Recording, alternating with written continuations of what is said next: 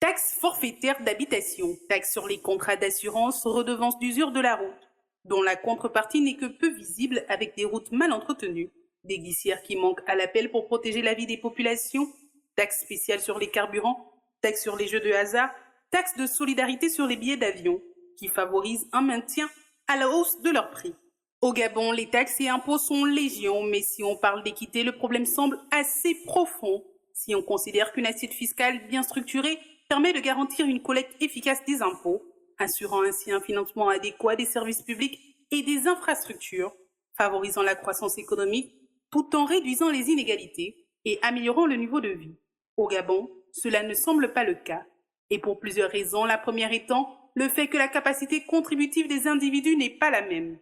L'exécutif semble souvent oublier que dans le pays, près de 40% de la population vit avec moins de 3 000 francs CFA par jour, quand d'autres émargent à plus de 20 millions de francs CFA par mois. Faire en sorte que les riches et les pauvres paient le même niveau d'impôt pose donc de réels problèmes d'équité, des problèmes de justice sociale. Or, un système progressif où les taux augmentent avec le revenu est plus juste et réduit les inégalités.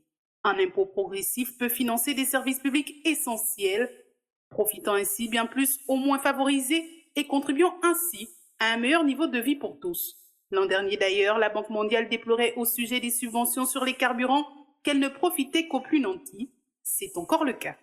En gros, les riches au Gabon paient les mêmes impôts que les pauvres et ont droit au même niveau de subvention.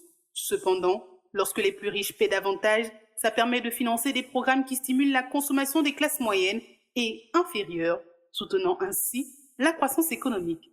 Une taxation plus équitable permet de mieux financer les infrastructures et services publics. Plus important encore, un système équitable et non égalitaire renforce la confiance des citoyens dans le gouvernement et l'adhésion aux règles fiscales. Le gouvernement qui veut formaliser l'informel depuis des années devrait se pencher sur ces questions, notamment le ministre de l'économie, qui pourrait en tirer d'énormes avantages en termes de recettes fiscales.